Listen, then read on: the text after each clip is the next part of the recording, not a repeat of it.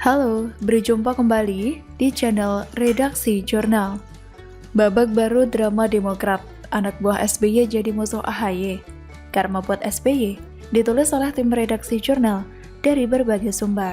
Konflik perebutan kursi Ketua Umum Partai Demokrat memasuki episode baru setelah kubu Muldoko mengajukan judicial review terhadap anggaran dasar atau anggaran rumah tangga Partai Demokrat tahun 2020 ke Mahkamah Agung. 4 mantan anggota Partai Demokrat yang merapat ke kubu Muldoko menggandeng advokat ternama Yusril Ihza Mahendra sebagai kuasa hukum dalam JR dengan termohon Menteri Hukum dan HAM Yasona Laoly selaku pihak yang mengesahkan ADART tersebut. Kata Yusril, judicial review dimaksud meliputi pengujian formil dan material terhadap anggaran dasar dan anggaran rumah tangga Partai Demokrat tahun 2020 yang telah disahkan Menkumham tanggal 18 Mei 2020. Yusril mengaku langkah menguji formil dan material ADART partai politik merupakan hal baru dalam hukum Indonesia.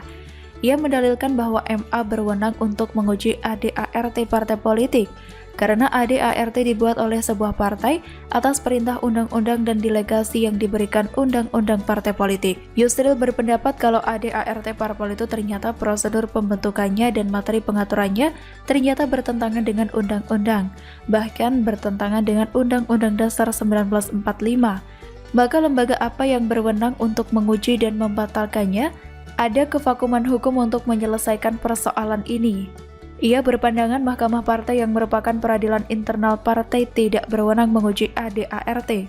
Begitu pula Pengadilan Negeri dan Pengadilan Tata Usaha Negara karena kewenangannya hanya untuk mengadili sengketa putusan tata usaha negara. Yusril mengaku telah menyusun argumen yang meyakinkan dan dikuatkan dengan pendapat para ahli bahwa harus ada lembaga yang berwenang menguji ADART untuk memastikan prosedur pembentukannya dan juga materi muatannya sesuai undang-undang atau tidak. Sebab kata Yusril penyusunan ADART tidak bisa sembarangan, karena dia dibentuk atas dasar perintah dan pendelegasian wewenang yang diberikan oleh undang-undang. Yusril melanjutkan, partai politik memiliki peran besar dalam kehidupan demokrasi dan juga penyelenggaraan negara sehingga partai tidak bisa sesuka hati membuat ADART. Kata Yusril, jangan ada partai yang dibentuk dan dikelola suka-suka oleh para pendiri atau tokoh-tokoh penting di dalamnya, yang dilegitimasi oleh ADART-nya yang ternyata bertentangan dengan undang-undang dan bahkan Undang-Undang 1945.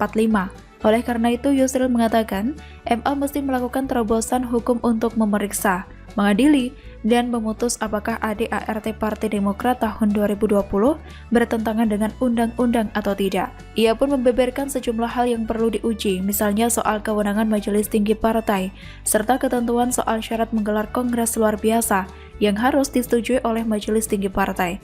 Yusril berpendapat pengujian ADART Partai Demokrat ke Mahkamah Agung ini sangat penting dalam membangun demokrasi yang sehat di Indonesia.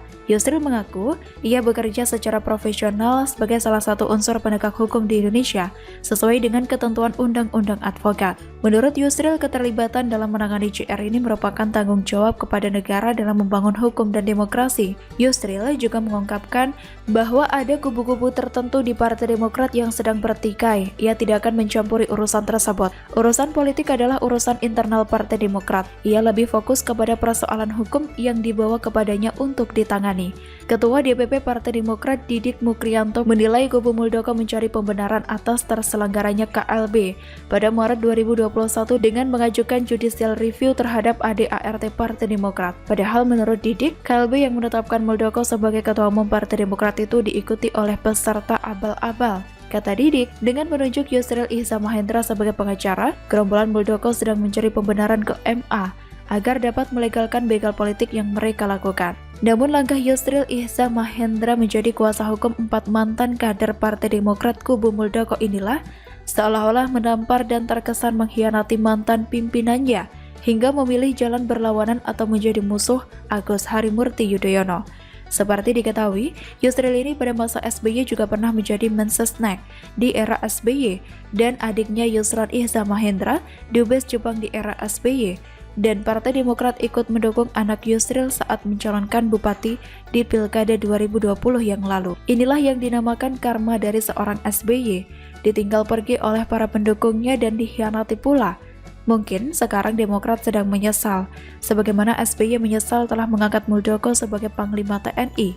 Saya juga menyesal telah memilih SBY sebagai Presiden RI 2 periode.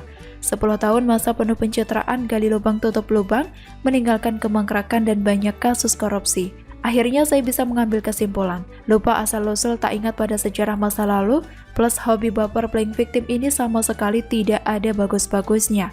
Saya saja tidak suka, apalagi Tuhan. Semoga pengujian ADART tersebut dapat segera mendapat titik terang dan kubu AHY semakin tenggelam. Bagaimana menurut Anda?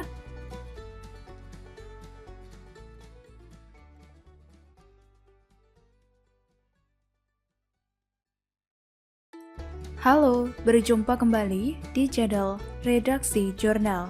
Pengacara Haris Azhar yakin Luhut tidak punya etikat baik, lalu kliennya gimana? Ditulis oleh Joy Putra di steward.com. Berita perseteruan Luhut bin Sarpanjaitan atau LBP versus Haris Azhar semakin kian panas. Kasus pencemaran nama baik yang dilakukan oleh Haris Azhar dan Fathia Maulidiyanti bermula saat menyinggung nama LBP terkait bisnis tambang di Papua. Pernyataan itu timbul saat Haris Azhar mengunggah sebuah video di kanal YouTube-nya dengan judul "Ada Lord Luhut di balik relasi ekonomi, Pos Militer Intan Jaya, Jenderal Bin juga ada." Unggahan ini disiarkan pada Jumat 20 Agustus 2021 lalu. Perkara ini sekarang ditangani oleh kepolisian dan sedang ditindaklanjuti untuk dilakukan penyelidikan awal. Adapun pasal yang telah dilanggar oleh Haris dan Fathia ialah pasal 45 Junto, pasal 27 Undang-Undang ITE. Menanggapi kasus ini, pengacara Haris Azhar Nurkolis Hidayat mengatakan bahwa LBP tidak memiliki ikhtikat baik untuk mengklarifikasi dugaan keterlibatan LBP dalam proyek pertambangan di Papua. Lalu, ia menjelaskan bahwa kliennya selalu memberikan bukti atas motif dan tujuan dari kritikan terhadap LBP.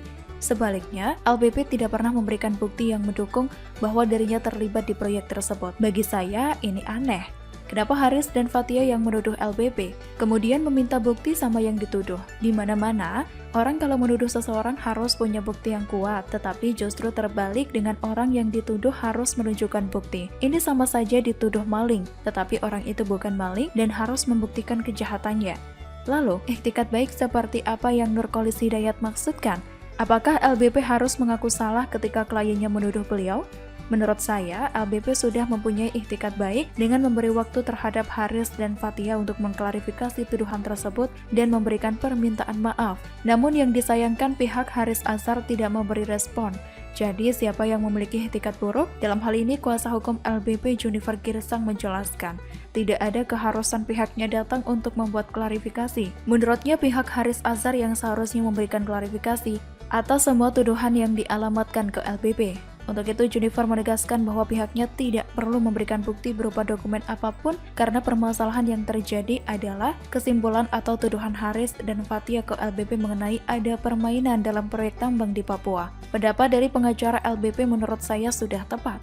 Baru kali ini saya menemukan kasus di mana orang menuduh tetapi perlu pembuktian dari si tertuduh. Artinya yang dituduh malah harus repot-repot mengklarifikasi untuk pembuktian. Bagi saya pribadi, Haris Azhar ingin menunjukkan bahwa menjadi anggota Social Justice Warrior haruslah berani mengkritik siapapun. Tetapi kali ini sedang kena batunya atas perbuatan selama ini yang akhirnya berlindung di bawah ketiak Komnas HAM. Logika dan kualitas berpikir para SJW seperti Haris dan yang lainnya tidak jauh dengan pemikiran para kadrun di luar sana. Bagaimana mungkin kritikan yang tidak memiliki ikhtikat baik malahan minta orang lain untuk berikhtikat baik? Lagi pula dengan pengacara Haris Azhar yang memakai logika terbalik, ia merasa sebagai hakim di mana orang yang dituduh oleh kliennya harus menunjukkan bukti-bukti atas tuduhannya. Ini terlihat bahwa pengacara Haris sedang bermain drama playing victim. Jika pihaknya memiliki bukti, beberkan saja di hadapan publik, atau bertemu langsung ke LBP untuk bicara di ruang tertutup. Jika Haris Azhar merasa pernyataannya adalah sebuah kritikan, seharusnya ia memiliki data dan fakta sebelum dilontarkan kepada yang bersangkutan. Bagi saya, pernyataan Haris Azhar sebagai SJW dalam mengkritisi tidak berdasar, dan itu adalah murni nyinyiran dan sedang menyebarkan hoaks dan juga kebencian. Mengenai klarifikasi yang diminta pengacara Haris, biarlah dibuka di depan majelis hakim yang terhormat, dan langkah LBP tidak memenuhi undangan Haris Azhar untuk membuat klarifikasi sudah benar. Karena jika keduanya datang menghadiri untuk memberikan pembuktian, maka akan muncul debat kusir. Masing-masing akan mempertahankan argumennya. Jadi, Klarifikasi di dalam pengadilan adalah jalan yang tepat. Berharap kasus ini akan ditindaklanjuti hingga pengadilan. Kita lihat siapa yang akan memberikan bukti dengan jelas dan jujur agar kasus ini terang benderang. Untuk itulah gunanya LBP memperkarakan kasus ini ke pengadilan, biar para SJW berhati-hati dalam mengeluarkan pernyataan tanpa asal bicara dengan tidak adanya bukti dan data. Karena bagi saya, Opung LBP sudah memiliki etikat baik untuk membuka semua tuduhan Haris dan Fathia yang diberikan kepada dirinya agar dibuka di depan pengadilan nanti. Demikian kira-kira kata kura-kura.